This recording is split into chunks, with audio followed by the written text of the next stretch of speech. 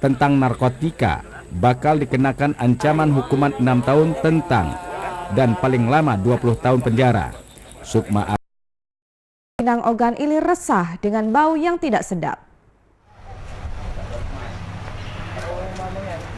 Proyek pembangunan IFAL atau instalasi pengelolaan air limbah rumah tangga yang dibangun tahun 2018 di Desa Sri Jabo Baru, Kecamatan Sungai Pinang, Kabupaten Ogan Ilir, menuai kecaman dari warga setempat.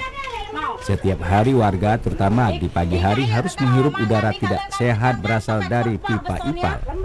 Diduga pembangunan proyek instalasi pengelolaan limbah rumah tangga tersebut dikerjakan asal-asalan dan bermasalah. Dari pantauan di lokasi, sejumlah pipa IFAL tersebut tidak tersambung.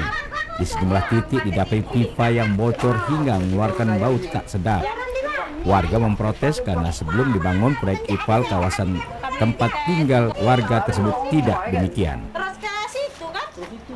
Saluran air limbah ini kan menurut masyarakat, khususnya untuk Desa Sri Jabo Baru, dia merasa tidak berfungsi atau tidak bermanfaat bagi kami masyarakat Desa Sri Jabo Baru. Karena apa yang telah diletakkan di sini bangunan itu tidak sesuai dengan harapan masyarakat.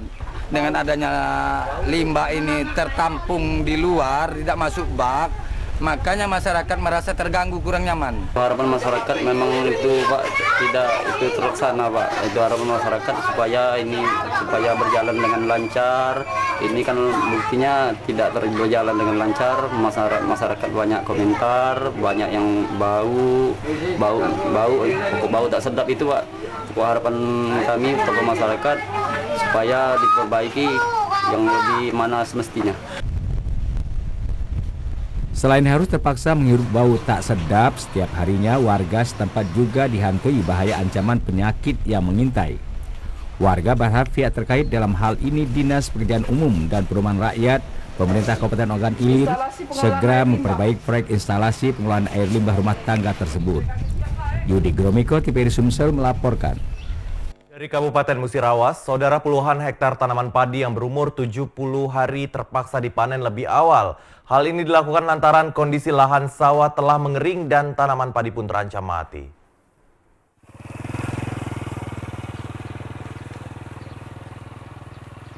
Dampak musim kemarau membuat sawah tanaman padi berumur 70 hari di Dusun Tribina, Kampung Bali, Kecamatan Muara Bliti, Kabupaten Musirawas, Sumatera Selatan mulai mengering dan terancam mati. Kondisi kekeringan ini memicu terhambatnya pertumbuhan tanaman padi hingga membuat padi menjadi rusak dan mati. Para petani pun mengakui pasrah dan untuk mengurangi kerugian yang lebih besar, mereka harus melakukan panen lebih awal dengan hasil yang sangat tidak maksimal sehingga merugi jutaan rupiah. Dari kekeringan, yang pasti kemudian ini panen dini, hasil panen juga tidak maksimal. Jadi ini kalau kita persentasekan mungkin 0,1%-nya kurang. Padahal ini biasanya kalau 60-70 karung itu sudah pasti. Kalau ini yang terdampak kemarau berapa? Terdampak kemarau kalau untuk khusus Kampung Bali ini kalau areal sawah itu sekitar 100 sampai 120 hektar itu ada. Setidaknya ada 5 kelompok tani di wilayah ini dengan luas lahan sawah irigasi mencapai 120 hektar terdampak kekeringan yang dipastikan mengalami gagal panen mencapai 90 hingga 100%.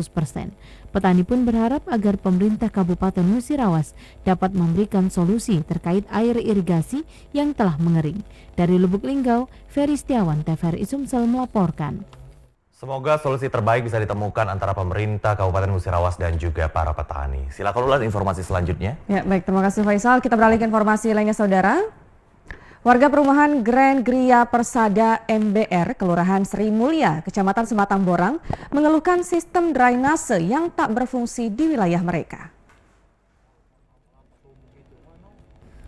Saluran drainase merupakan salah satu fasilitas umum yang sangat penting bagi pemukiman penduduk, sehingga saluran air dapat lancar dan mengalir serta menghindari bencana banjir. Namun tidak bagi warga perumahan Grand Wijaya Persada MBR, Kelurahan Sri Mulia, Kecamatan Sematang Borang, Palembang.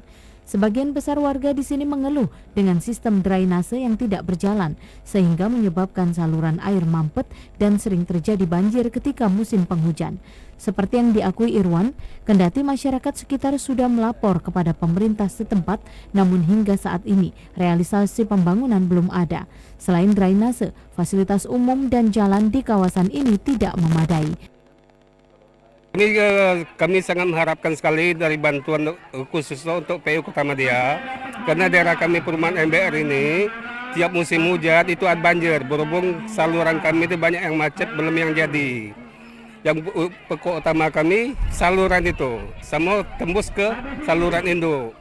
Nah, itu ada beberapa tempat yang daerah yang belum ada saluran, terutama Blok D, Blok F, Blok E itu belum ada saluran sama sekali, masih tanah. Jadi waktu hujan lebat itu tuh melumpah sampai masuk ke rumah ke banjir. Warga berharap pemerintah dapat segera mendengar aspirasi mereka dan merealisasikan pembangunan fasilitas umum di kawasan ini. Edis Bronson, TVRI Sumsel melaporkan. Pada program pembangunan tahun 2019 ini, pemerintah Provinsi Sumatera Selatan menjanjikan beberapa ruas jalan provinsi kembali mulus, khusus untuk jalan lintas Tanjung Raja hingga ke Muara Kuang, Kabupaten Ogan Ilir. Hingga kini sudah selesai pengerjaan fisik sekitar 60%. Pada tahun 2019 ini, pemerintah Provinsi Sumatera Selatan melalui Dinas PU, Bina Marga dan Tata Ruang Provinsi Sumatera Selatan tengah menjalankan pembangunan proyek pembangunan jalan dan jembatan. Karena sesuai visi dan misi Gubernur Sumatera Selatan terpilih, berupaya menjadikan jalan provinsi yang selama ini rusak kembali mulus, sehingga para pengguna jalan akan lebih nyaman melintas ke seluruh wilayah, terutama ke kampung halaman mereka. Menurut Kadis PUBM dan Tata Ruang Sumsel, Dharma Budi, khusus untuk jalan dari Tanjung Raja hingga Tanah Abang Kabupaten Ogan Ilir hingga ke Jalan Cempaka Kabupaten Oku Timur dibangun sepanjang 86 km. Untuk saat ini sudah selesai dikerjakan sekitar 60% pembangunan fisik jalan dari Tanjung Raja ke Muara Kuang. Bersama Pak Wagub kita melakukan peninjauan kegiatan yang berada di OI dan sebagian di Oku Timur, terutama mulai dari Tanjung Raja, Tambang Rampang, Muara Kuang, kemudian Tanah Abang, kemudian nyebrang ke Oku Timur, yaitu Desa Cempaka. Untuk Tanjung Raja sampai Muara Kuang itu sudah hampir 60% fisiknya. Dan diharapkan sebelum Oktober sudah 100%. Jika jalan ini selesai akan memperlancar arus lalu lintas menuju Muara Kuang hingga ke Tanah Abang yang selama ini rusak parah. Dharma Budi berharap para pengguna jalan dapat mematuhi rambu dan aturan guna menjaga kondisi jalan yang sudah dibangun. Muslimin Umar, Hakim Sami, Tim Liputan TVRI Sumatera Selatan melaporkan. Informasi lainnya saudara, sejak 2 hari terakhir harga cabai di Pasar Induk Jakabaring, Palembang mengalami penurunan. Meski turun, akan tetapi daya pembeli konsumen malah berkurang.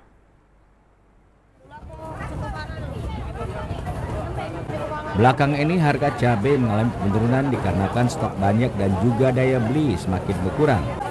Demikian dikatakan beberapa pedagang cabai Bobi dan Nurdin di Pasar Induk Jakabaring. Banyak sekali cabai baik datang dari Pagar Alam, Ogan Ilir, Kayu Agung. Dikatakannya seperti cabai burung sebelumnya Rp100.000, sekarang Rp80.000. Cabai merah keriting sebelumnya Rp80.000, kini Rp65.000. Sementara cabai jengki sebelumnya Rp65.000 turun menjadi Rp55.000 dan cabai rawit Rp90.000 turun menjadi Rp70.000 per kilogramnya. Penurunan Pak. Ya, apa sebabnya Pak? Karena pembelinya sekarang ini kan Pak musim talang, pembelinya jadi mogok semua Pak. Iya, karena terkejut karena apa murah, apa cak mano kan? Jadi musim kemarau nih ya? Iya. Pembelinya berkurang pula Pak. Ya seluruh cabai turun kalau? Turun, dari jengki, rawit, bawang. Kalau cabai pasar hari agak turun, ya, ada perubahan dikit. Cabai apa yang agak turun? Cabai burung, yang Pagar Alam agak turun 80 pasaran sekarang. Cabai merah 70, cabai rawit 60. Biasa kan agak mahal biasanya. Ya, cabai jengki Kak? Jengki 50. Tadi, ya, seluruhnya turun berapa lah sini? Hampir 10% turun. 10%? Iya. Kalau 60, 62. Iya. Apa Kak penyebabnya Pak? Ya Masa cabai lagi pas lagi banyaknya nih. Iya lagi panennya nih cabai. Para pedagang merasa heran di tengah harga cabai turun malahan daya beli masyarakat berkurang. Pedagang cabai berharap pada pemerintah Kota Palembang hendaknya turun ke lapangan dan rutin memantau perkembangan harga-harga terutama kebutuhan masyarakat. Muslimin Umar, TVRI Sumsel melaporkan. 115 personel TNI ditugaskan untuk mengamankan 10 titik rawan karhutla yang tersebar di wilayah Kabupaten Musirawas dan Musirawas Utara.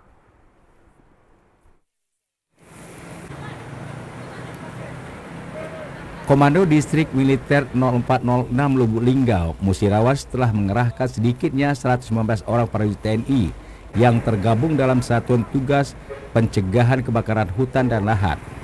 Mereka ditugaskan untuk mengamankan 10 titik rawan karhutla yang tersebar di Kabupaten Musirawas dan Kabupaten Musirawas Utara. Nantinya para prajurit TNI ini siap bergabung dengan unsur petugas dari BPBD, Dinas Pemadam Kebakaran serta perwakilan masyarakat desa yang tergabung rawan karhutla. Berdasarkan data Kodim 0406, di Kabupaten Musirawas ada 5 titik wilayah kecamatan yang rawan karhutla. Masing-masing di wilayah Kecamatan Muara Lakitan, Kecamatan Megang Sakti, Kecamatan Muara Kelingi, Kecamatan BTS 10 Cecar, serta Kecamatan Selangi. Sedangkan untuk 5 titik rawan karhutla di Muratara, di Kecamatan Rawas Ilir, Ulu Rawas, Nibung, Karangdapo, serta Kecamatan Karangjaya. Dari perintah dari PNPB, kita ada satgas di sini. Untuk khusus di Muratara kita ada jumlahnya 115 orang, terbagi 10 titik, 5 di Murah, 5 di Muratara. Ini khususnya yang ada gambut-gambutnya tadi. Bang, kita masuk zona merah karhutla enggak, Bang? Hah? Zona merah karhutla enggak? MLM? Ada. Termasuk ada zona merah nggak? Ada titik-titik, datanya nanti saya kasihkan nanti. Salah satu nanti kasihkan ada 5 titik di Murah, 5 titik di Muratara. Para prajurit TNI membawa misi utama, melakukan sosialisasi kepada masyarakat agar tidak membuka lahan dengan cara membakar, serta melakukan tindakan pencegahan terhadap masalah karhutla. Dari Lubuk Linggau, Ferry Setiawan, TVRI Sumsel melaporkan. Secepatnya wilayah Sumatera Selatan terbebas dari bahaya karhutla.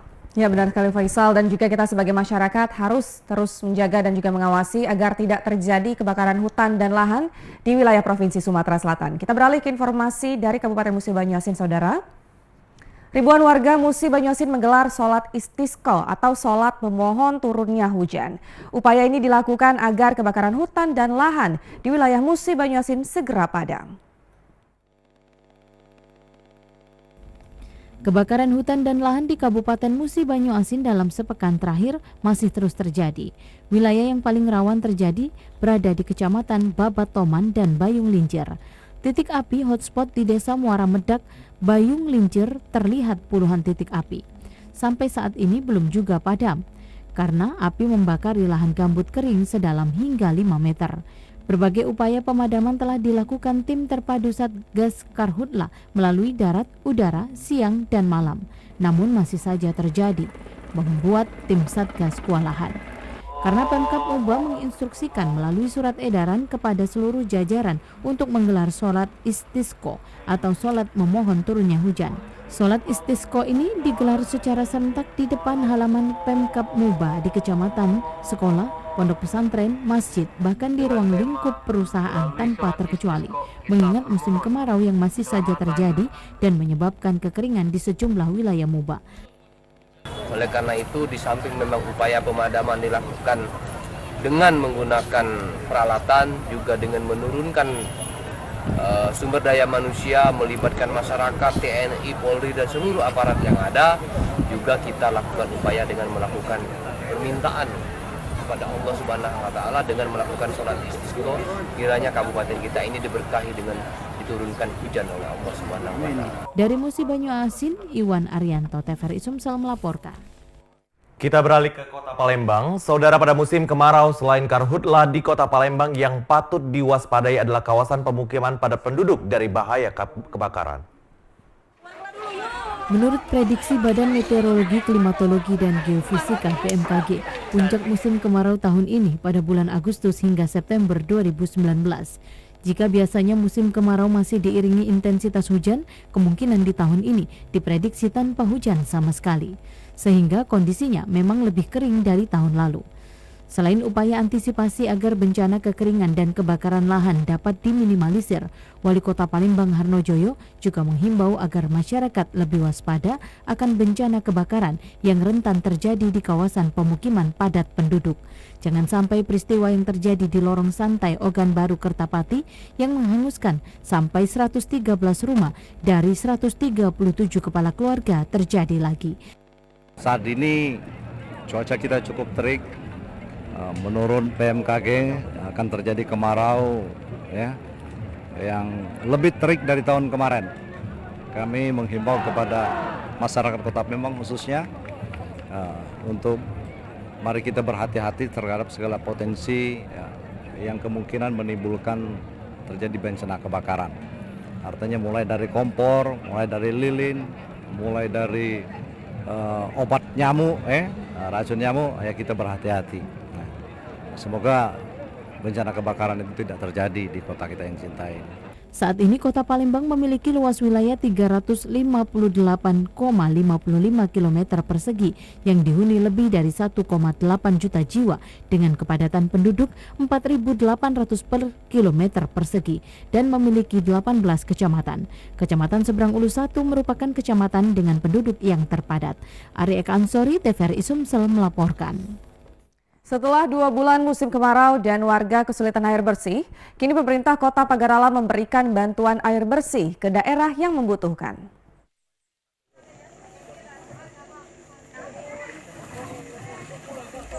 Bantuan air bersih yang diberikan pemerintah Kota Pagar Alam disambut baik oleh warga karena kondisi saat ini sumur-sumur sudah mulai kering. Warga pun berdatangan mengambil air untuk dibawa pulang ke rumah. Air bersih ini diberikan ke daerah yang sudah mengalami krisis air bersih seperti di Kecamatan Dempo Tengah. Sejak 2 bulan ini warga mengambil ke sawah ataupun ke hutan dengan jarak yang cukup jauh. Itu pun air yang diperoleh sudah tidak layak karena keruh. Camat Dempo Tengah Hafiz Ramadan mengatakan untuk wilayah Dempo Tengah lokasinya terletak di dataran tinggi sehingga air cukup sulit didapat terutama di Kelurahan Karangdalo. Sedangkan untuk air PAM masih dalam perbaikan. Ya, hari ini kita memberikan bantuan air bersih kepada masyarakat kita yang saat ini kondisinya memang mengalami krisis air bersih. Ya, krisis air bersih ini disebabkan karena memang kemarau, kemudian saluran pipa PDAM kita sedang dalam perbaikan. Kondisi saat ini kita memberikan air bersih di Kelurahan Karangdalo. Ketua RT 03 Karangdalo, Herlusi, sangat berterima kasih atas bantuan air bersih yang diberikan. Setidaknya dalam waktu 1 minggu ke depan persediaan air bersih sudah ada. Saat ini kan lagi kemarau ini terutama Banyu ini kan kekurangan warga kan. Jadi alhamdulillah ini kan dibantu dari Pemkot Kota Pagar Alam. Jadi pertama masyarakat terima kasih. Cuman kalau suasananya kemarau masih panjang mungkin masyarakat masih butuh lagi untuk seminggu lagi. Tomiyadi, TVRI Sumsel melaporkan. Saudara, sekolah berbasis Islam saat ini semakin diminati untuk mendidik generasi penerus bangsa agar memiliki karakter dan nilai-nilai Islami, selain didukung dengan kecerdasan dalam ilmu akademik. Dilatar belakangi dengan semakin mudahnya akses informasi dari berbagai belahan dunia dan dari sejumlah sisi, maka tidak hanya menimbulkan dampak positif tetapi juga negatif. Karena itu untuk mengantisipasi dampak negatif yang dapat merusak nilai-nilai keimanan dan moral, terutama bagi generasi penerus, dibutuhkan lembaga pendidikan yang berbasis Islami. Keseriusan dalam membangun sekolah berbasis Islam yang juga mementingkan ilmu pengetahuan dan teknologi dilontarkan warga Palembang Haji Rozali dan Ahmad Dailami Malit Tajuddin. Menurut rencana akan didirikan sekolah menengah kejuruan SMK berbasis Islami di kawasan Satu Ulu, Palembang. Orang tua saya mewakafkan lahan ini untuk kemajuan kampung ini. Dulunya memang karena dia berasal dari sini. Jadi kebenaran kita ada lahan tanah ini juga dari Haji Abdul Aziz. Kita jadikan untuk pendidikan, pengembangan agama, terutama agama Islam. Karena saya berlatar belakang teknik mesin, adik saya ini berlatar belakang elektro. Jadi kalau buka SMK 2 jurusan itu, ya memang skillnya ke sana. Ya itu. Harapannya mungkin harapannya kan sekarang ini lebih banyak ini prakteknya ya. Ya, kami harapkan nanti kan kalau sudah tamat dari SMK yang kami dirikan bisa diterima di lapangan kerja. Minimal mereka bisa mandiri. Bisa jadi instalatir. Agama juga Pak di SMK. Tetap itu ciri khas kita. Ya. SMK berbasis Islami diharapkan akan mencetak pelajar yang tidak saja memiliki keterampilan dan keahlian dalam bidang teknik yang didukung ilmu pengetahuan dan teknologi, sekaligus memiliki akhlak sesuai dengan nilai-nilai Islami. Tim Liputan TVRI Sumsel melaporkan. Saudara, Anda bisa menyaksikan siaran TVRI Sumatera Selatan melalui aplikasi TVRI Klik ataupun juga melalui Facebook dan juga YouTube TVRI Sumatera Selatan. Kami akan kembali lagi setelah jeda pada warna yang satu ini.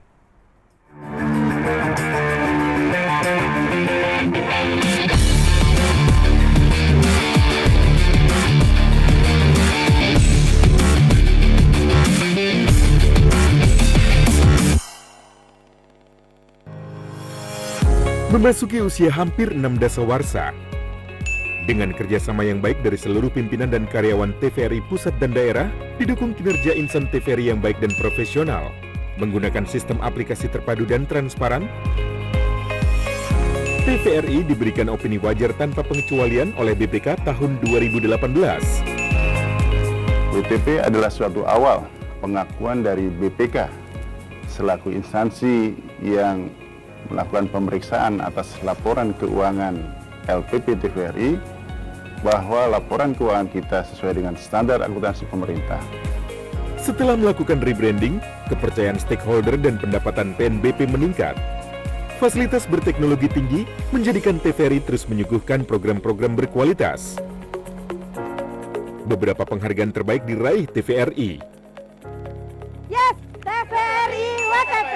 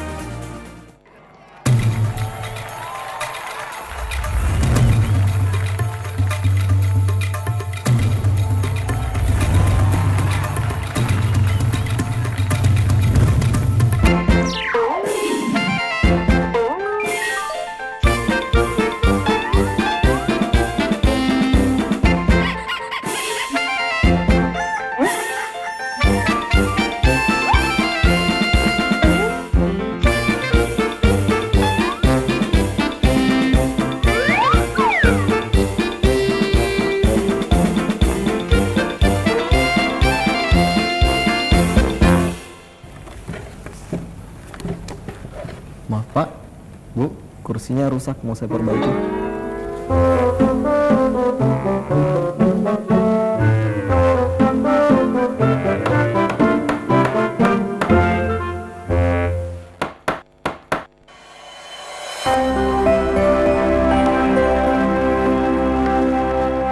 Terima kasih Anda masih setia bersama kami dalam Sumatera Selatan hari ini. Dan kini kami hadirkan informasi dalam segmen advertorial.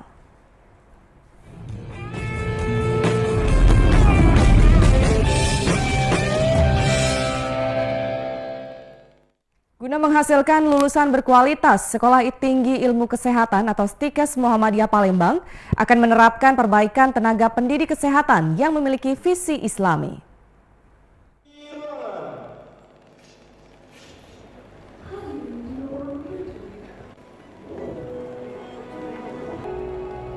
Demikian ditegaskan Ketua STIKES Muhammadiyah Palembang Heri Setiadi ketika mewisuda 600 lebih wisudawan angkatan ke-13 baik dari strata 1 periodik keperawatan dan gizi serta diploma 4 laboratorium teknologi dan medikal dan D3 kebidanan, keperawatan, kesehatan lingkungan, fisioterapi dan profesi nurse di Geraha OVI Jakabaring Palembang.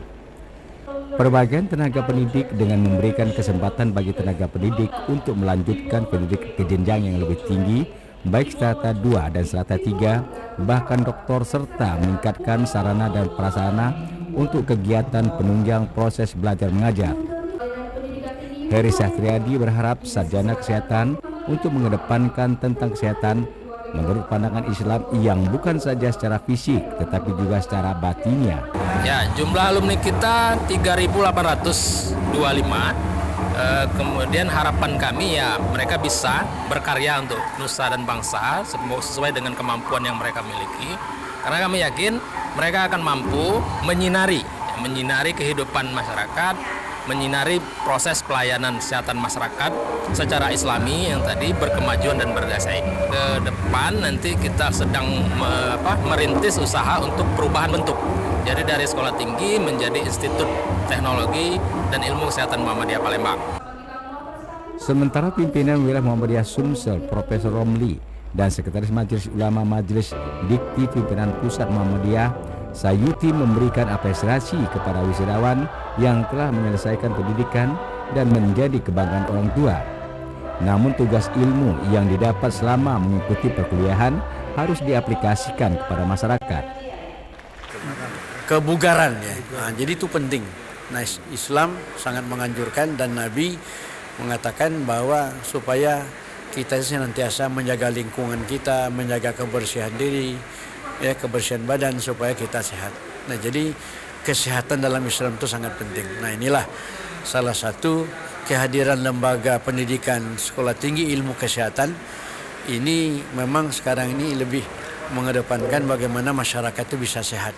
Nah, ini perlu pengetahuan oleh masyarakat. Nah, mereka itu nanti yang tamat ini akan hadir di tengah masyarakat memberikan pemahaman tentang arti penting kesehatan dalam pandangan Islam. Faktor kesehatan itu bukan hanya fisiknya sehat, tapi juga batinnya sehat.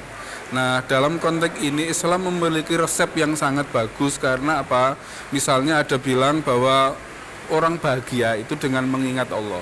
Karena itu modern medicine sama Islamic medicine harus dikombinasikan. Sehat itu lahir batin. Nah, zikir misalnya, Islam percaya itu bagian dari penyembuhan. Ya, Quran di Quran mengatakan misalnya wa nunazzilu minal Qur'ani ma huwa syifa. Quran itu obat loh ya. Jadi kombinasi antara modern medicine sama Islamic medicine itu keharusan. Dan anak-anak kita kelebihannya itu di situ. Tidak hanya diajari untuk merawat orang sakit, tapi juga keagamaannya ditumbuhkan di asrama dan sebagainya. Jadi memang itu yang kenapa apa bedanya kami dengan yang lain, karena itu kita punya kombinasi antara modern medicine sama ada modern nursing sama Islamic values itu ya. Sementara menurut Dewi Agustina, lulusan terbaik dari diploma 4 periodik dengan predikat terbaik dengan indeks prestasi 3,98, kesehatan menurut ajaran Islam sangatlah penting karena dalam pembelajaran mereka dibekali tentang al-ikhlas, kemuhammadiyahan yang mengajarkan kesehatan menurut pandangan Islam. Kesehatan menurut Islam itu benar-benar penting, Pak. Kami di Muhammadiyah diajarkan ada AIK, Al-Islam ke Muhammadiyahan. Nah, di situ kami juga belajar tentang bagaimana materi-materi dan upgrade terbaru tentang kesehatan menurut Islam. Pada bagian lain, Ketua Stikes Muhammadiyah Palembang, Heri Setiadi menambahkan kepercayaan orang tua untuk mendidik putra-putrinya di Stikes Muhammadiyah Palembang agar menjadi tenaga kesehatan yang islami dan berkemajuan serta berdaya saing menjadi motivitas Stikes untuk lebih meningkatkan kualitas di masa yang akan datang. Tim Liputan TVRI Sumsel melaporkan. Saudara, tetaplah bersama kami, beragam informasi menarik lainnya akan kami hadirkan seusai jeda berikut ini. Liga terbaik dunia. Pesta sepak bola paling bergengsi. Ditonton jutaan pasang mata.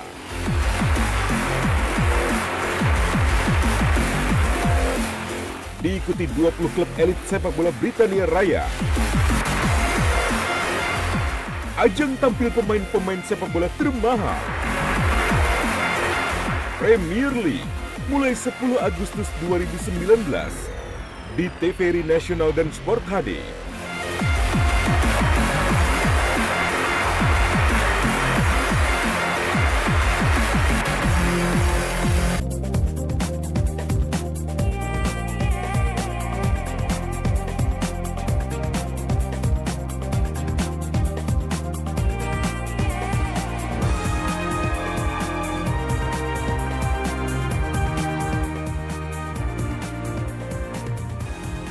Terima kasih saudara, masih bersama kami dalam Sumatera Selatan hari ini dan kini kami hadirkan informasi lainnya. Silakan Faisal. Baik, terima kasih Nurulan. Informasi selanjutnya saudara. Panglima TNI Marsikal TNI Hadi Cahyanto minta kepada para prajurit agar mempertahankan keahlian atau kemampuan dalam perang konvensional. Meskipun saat ini seluruh peralatan yang dimiliki TNI AD sudah sangat canggih. Puncak latihan antar kecabangan Kartika Yuda TNI Angkatan Darat di Puslapor Kodilat Batu Raja menampilkan latihan perang konvensional dan perang dengan peralatan canggih. Menurut Panglima TNI Marsikal TNI Hadi Cahyono, saat ini dunia sudah memasuki perang generasi kelima, yakni perang siber. Indonesia sendiri sekarang sudah melakukan regenerasi terhadap seluruh peralatan perang, mulai dari tank, helikopter, pesawat tempur, dan lainnya. Bahkan seluruh peralatan tempur yang dimiliki Indonesia saat ini sudah canggih, karena semuanya sudah dikendalikan komputer.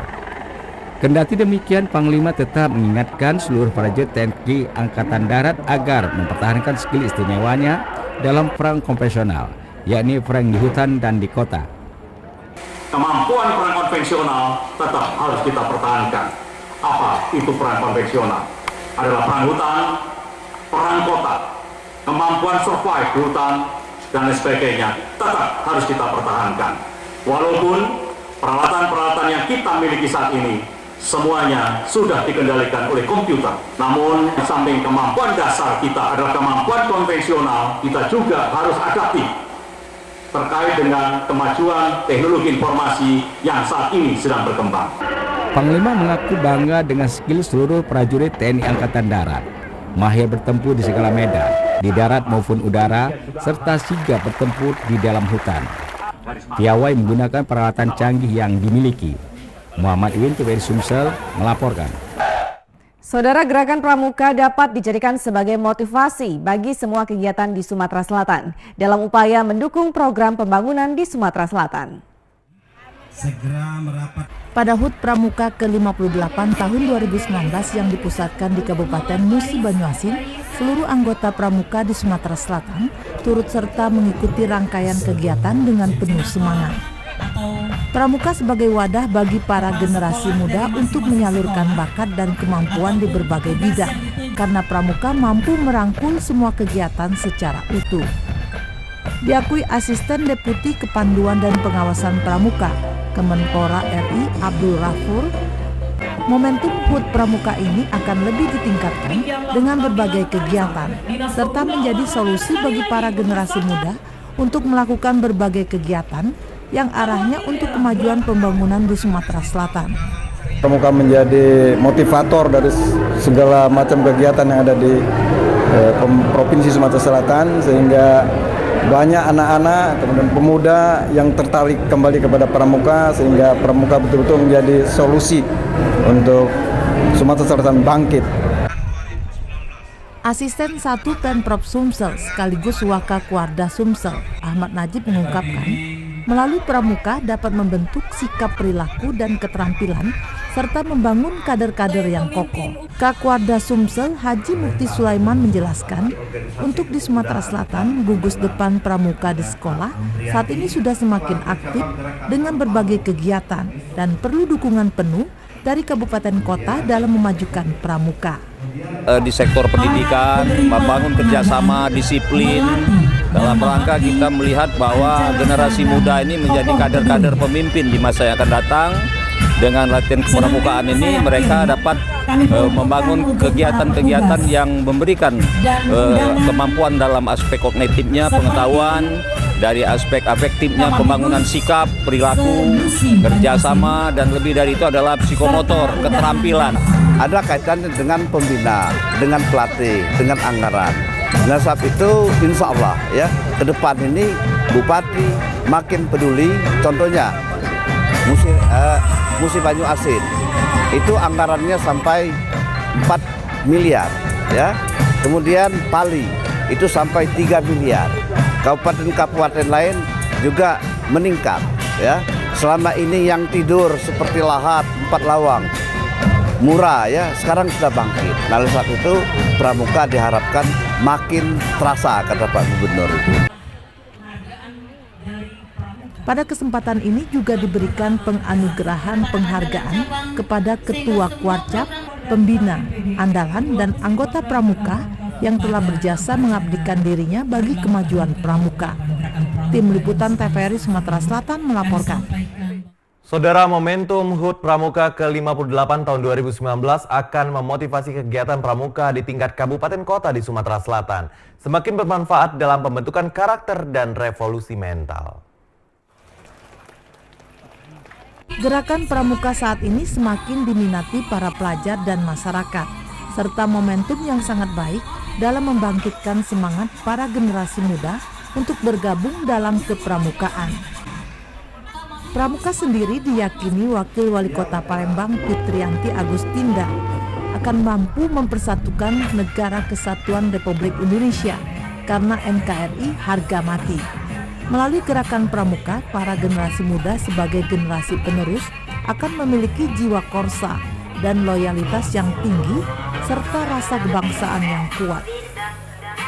Pramuka kedepannya lebih jaya, ya, Indonesia, NKRI, ya, itu adalah harga mati, dan kami berharap juga mudah-mudahan ke depan Negara Persatuan Republik Indonesia ini tetap harus selalu dijaga persatuan dan kesatuan. Dan pada momen ini juga saya mengucapkan kepada seluruh anak-anak saya, anak-anak pramuka yang ada di Kota Palembang, ayo bangkit, ayo besarkan pramuka, ayo kita isi pramuka dengan hal-hal yang lebih berguna kembali.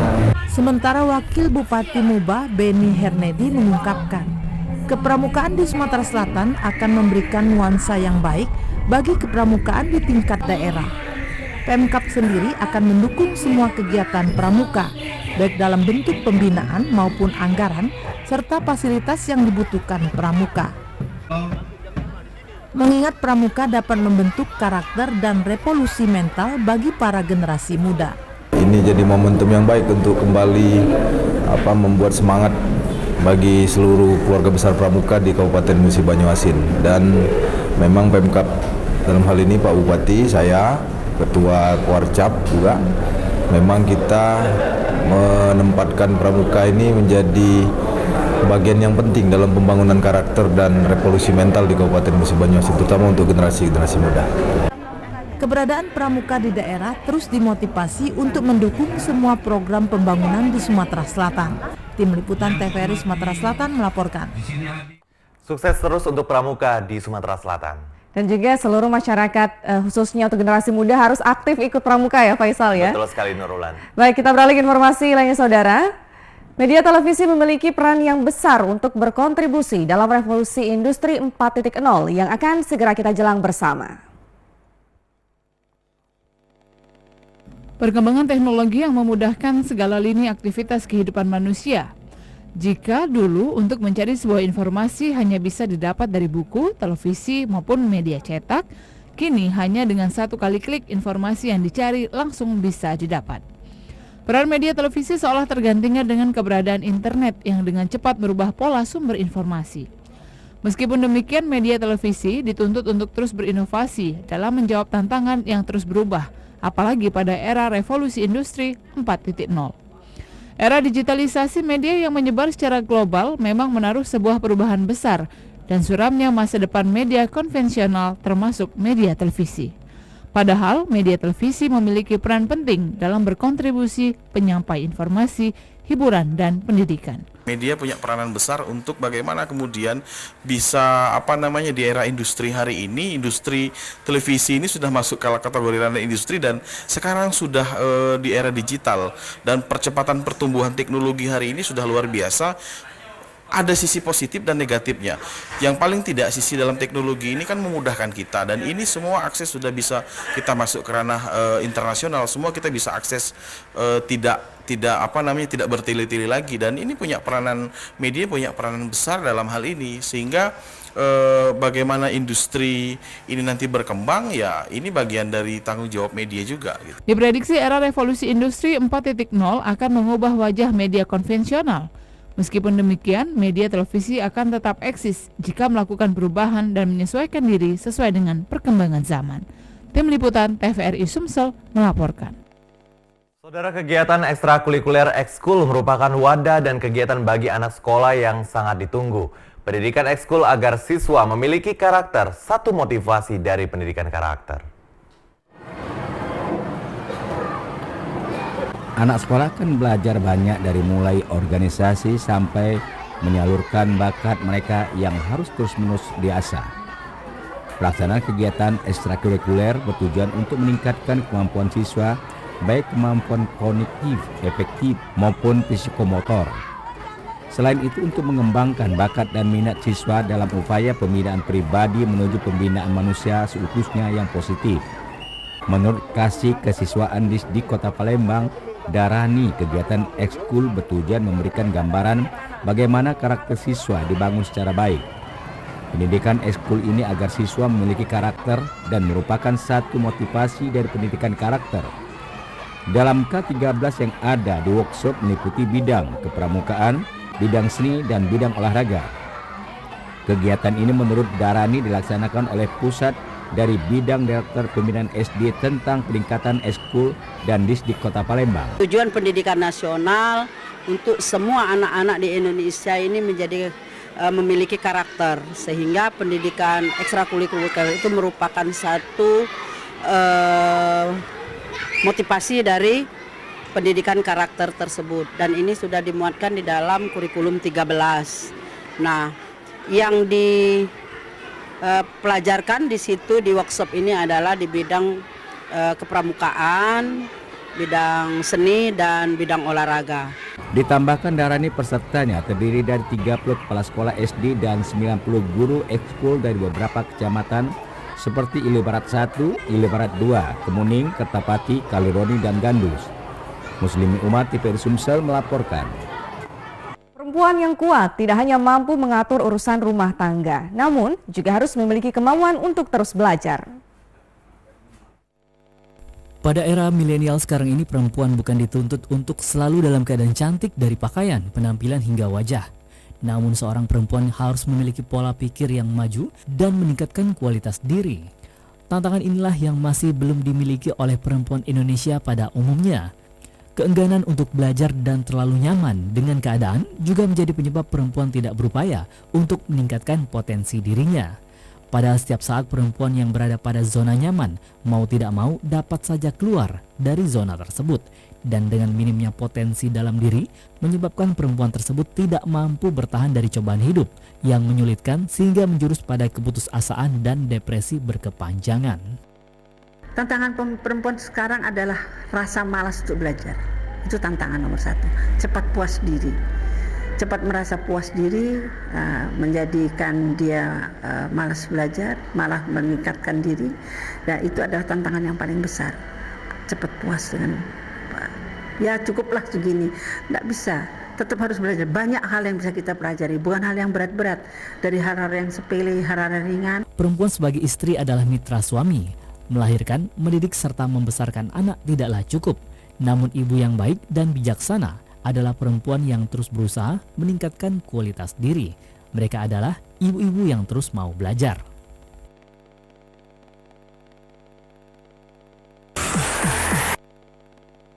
Pemirsa, tetaplah setia bersama kami dalam Sumatera Selatan hari ini. Kami akan hadirkan informasi lainnya. Perhelatan akbar Liga Utama Inggris.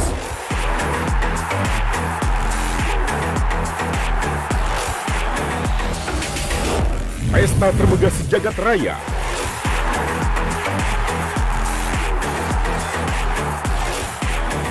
Dua 20 klub sepak bola papan atas Britania Raya. Pentas kehebatan pesepak bola kelas dunia.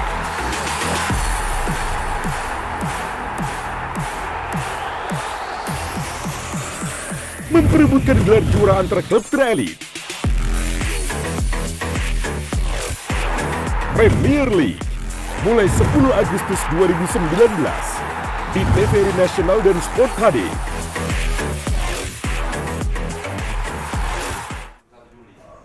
Terima kasih masih bersama kami dalam Sumatera Selatan hari ini. Kita ikuti informasi selanjutnya. Saudara, momentum memperingati hari ulang tahun ke-74 Republik Indonesia dimanfaatkan warga Komplek Pertamina Komperta RU3 untuk ajang silaturahmi khususnya bagi anak dan istri mereka. Kurangnya waktu untuk bersilaturahmi antara keluarga mereka akibat kesibukan masing-masing, momentum peringatan HUT ke-74 RI dijadikan warga untuk mempertemukan keluarga dan anak-anak mereka. Seperti yang dilakukan warga RT 01 dan 02, mereka melakukan berbagai kegiatan lomba khususnya bagi anak-anak mereka, seperti lomba makan kerupuk, lari karung, membawa kelereng dengan sendok, dan memasukkan paku dalam botol. Perlombaan yang dilakukan anak seusia TK dan SD ini cukup mendapat perhatian para orang tua mereka, mengingat melalui perlombaan ini setidaknya dapat terlihat kreativitas anak untuk beradaptasi antara sesama anak. Hadiah lomba yang disediakan pihak panitia cukup menarik, mulai dari alat kebutuhan sekolah anak hingga perlengkapan rumah tangga.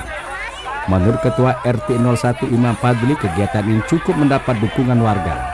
Beragam lombanya ada macam, ada 5 perlombaan, kemudian ibu-ibu, bapak-bapak. Untuk pembagian hadiahnya pun kita sangat meriah sekali, karena dibedakan kelasnya juga, ada untuk kelas anak-anak TK, kemudian anak-anak SD, seperti itu. Kalau sebelum-sebelumnya belum Pak, jadi dengan wajah baru di Pertamina, semangat terbarukan ini, jadi didukung oleh Pertamina, jadi kita dari warga bisa mengadakan lomba semeriah ini Pak. Terima kasih ya. Pada waktu terpisah, para orang tua juga melaksanakan lomba, diantaranya lari karung, tarik tambang, dan gaplek.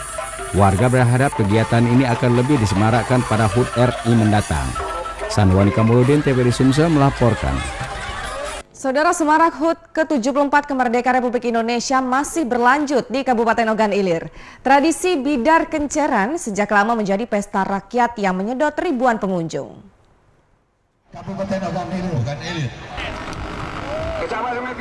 Semaraknya HUT kemerdekaan RI masih semarak di beberapa daerah termasuk di Tanjung Raja, Kabupaten Ogan Ilir.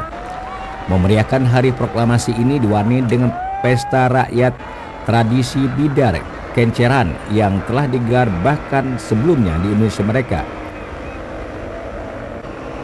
Guna melestarikan kebudayaan ini, lomba perahu gayung 11 orang ini menjadi pesta rakyat yang disaksikan ribuan pengunjung. Untuk tahun ini peserta Bidar Kenceran 33 tim peserta lebih banyak dari tahun sebelumnya. Diikuti dari berbagai lapisan masyarakat termasuk instansi dinas pun ikut menjadi peserta lomba. Bahkan Dewan pun memandang perlu dan setuju jika Pemkab Ogan Ilir mengalokasikan dana khusus untuk kenceran ini. Peserta hari ini alhamdulillah melebihi dari tahun-tahun biasa. Biasanya kalau tahun kemarin hanya 26, sekarang sudah mencapai 33 peserta. 33 peserta yang terdiri dari OPD, masyarakat, organisasi kemasyarakatan juga. Dan pada hari ini kalian lihat betapa meriahnya kegiatan ini. Mudah-mudahan ini menjadi titik awal untuk menjadikan kegiatan ini tonggak dari kegiatan nasional. Kita dari Komisi 4 sudah menganggarkan untuk tiap tahun. Kita tantang Dinas Pariwisata Pemuda Olahraga untuk mengadakan event ini. Bukan saja bidar, termasuk makanan, termasuk lomba perahu hias. Ini yang kita untuk Dinas Pariwisata Kabupaten Ogan Ilir. Setelah berjuang keras, akhirnya lomba perahu Bidar Kenceran ini dimenangkan perwakilan dari Dinas Inspektorat Ogan Ilir. Yudi Duromiko, TVRI Sumsel melaporkan. Dan kita beralih ke informasi selanjutnya. Tim basket Semen Batu Raja berhasil menundukkan tim basket Punai dengan skor 54-46 babak penyisihan Pool B turnamen basket 35 Cup tahun 2019. Pada kuarter pertama dan kedua, tim basket Semen Batu Raja berhasil unggul dengan skor 12-10 dan 27-23. Barulah pada kuarter ketiga dan keempat, Mirza dan kawan-kawan berhasil menjauh dengan skor 44-31 dan 54-46. Kapten tim basket Semen Batu Raja, Mirza, menuturkan timnya lebih unggul dari segi stamina karena masih berusia 35-40 tahun. Pada kuarter terakhir, tim basket SMBR berhasil unggul dengan memanfaatkan faktor kelelahan atas tim basket Punai. Udah usianya 35 ya, jadi kita ngikutin. Yang penting game ini menjadi game yang fun dan kompetisinya, semangat kompetisinya tetap terjadi. Walaupun ya memang usianya udah nggak usia muda lagi. Tapi saya yakin seluruh pemain U35 ini mantan pemain basket profesional Palembang semua. Jadi di game ini memang banyak yang inilah pemain-pemain basket yang lama tapi masih kualitas gamenya masih bagus. Tim basket SMBR berhasil membuka jalan untuk menjadi juara pool B turnamen basket 35 Cup tahun 2019. Ahmad Maris, TVRI Sumatera Selatan melaporkan. Saudara, bagi Anda yang akan melaksanakan perjalanan umroh dalam waktu dekat, ada museum jam di lantai tertinggi Zamzam Tower, destinasi wisata baru di Kota Mekah yang bisa dijadikan referensi wisata untuk Anda.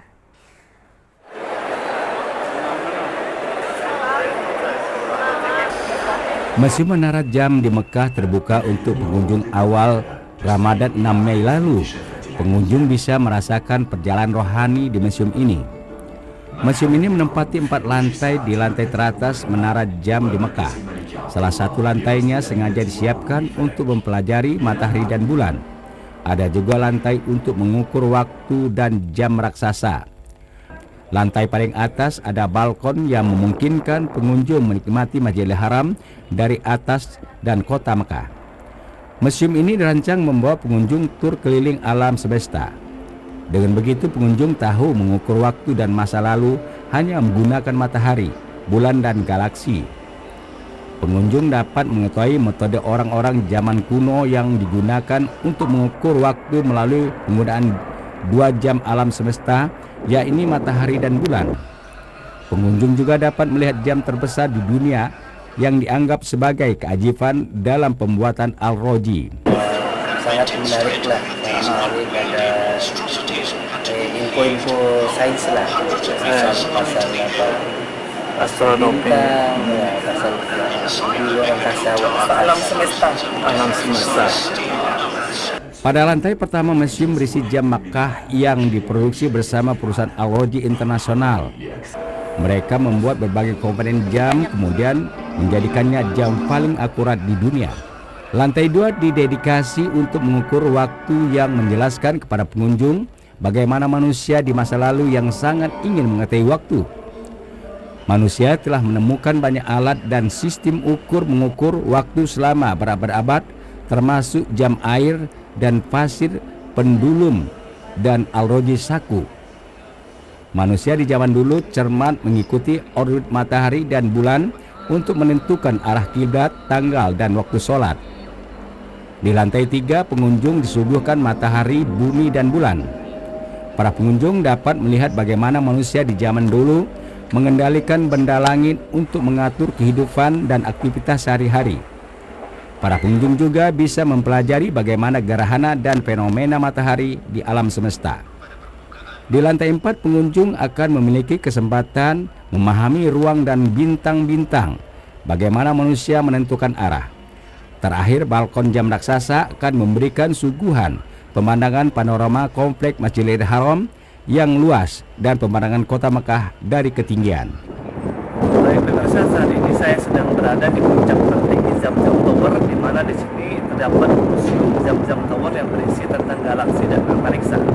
Tidak hanya itu, di dalam museum Zamzam Tower ini juga dijelaskan dan diceritakan tentang awal mula berdirinya Zamzam Tower dan juga jam Zamzam Tower yang berada di 4 sudut arah mata angin.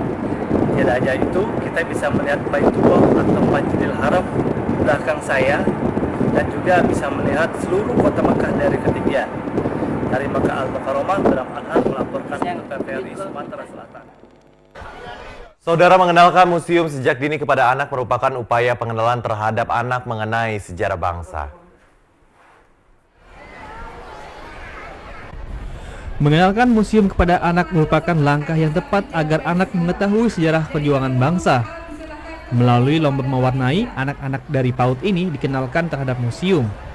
Dengan ini diharapkan anak-anak ini dapat mengenal museum dan mengingat jasa-jasa para pahlawan di masa lampau, serta menjadi fondasi sejak dini dalam mengisi kemerdekaan dengan pembangunan sumber daya manusia yang unggul agar tercipta Indonesia maju. Ibu-ibu PAUD, baik gurunya, Himpaudi, tingkat kota, tingkat provinsi, bersama Dinas Pariwisata dan Palpres menggagas acara yang luar biasa. Mengajarkan anak-anak kita kenal dengan alam, kenal dengan sejarah, mengadakan acara di museum. PLT Kepala Dinas Kebudayaan dan Pariwisata Sumsel, Aufasya Komi, mengatakan antusiasme peserta mengikuti lomba ini sangat tinggi karena target peserta hanya 5.000 anak, namun yang hadir lebih dari 5.000 anak PAUD. Baik, kita sengaja mengangkat tema ini Ayo ke Museum karena kita tahu bahwa museum ini adalah merupakan tempat di mana tersimpan cerita-cerita sejarah terdahulu sampai masa kini. Kemudian juga tersimpan banyak benda-benda purbakala yang menceritakan tentang sebuah peradaban. Maka dari itu kita ingin mengenalkan sejarah ini dan mengajak sengaja adik-adik PAUD, anak-anak PAUD dan juga generasi muda yang lainnya supaya mereka mengenal akan sejarah. Dengan mengenalkan kebudayaan sejak dini, diharapkan para generasi penerus bangsa ini dapat lebih cinta terhadap tanah air dan para pahlawan serta menjadi bekal di masa mendatang. Tim Liputan TVRI Sumsel melaporkan. Informasi tadi mengakhiri perjumpaan kita dalam Sumatera Selatan hari ini. Terus perbarui beragam informasi Anda bersama kami TVRI Sumatera Selatan sebagai jembatan informasi Wong Kito. Akhir kata, saya Faizal Ramadanus. Dan saya Nurwulan Puspanegara, mewakili seluruh kerabat kerja bertugas undur diri. Terima kasih telah memperbarui informasi Anda bersama kami TVRI Sumatera Selatan. Wassalamualaikum warahmatullahi wabarakatuh. TVRI Media Pemersatu Bangsa. Sampai jumpa.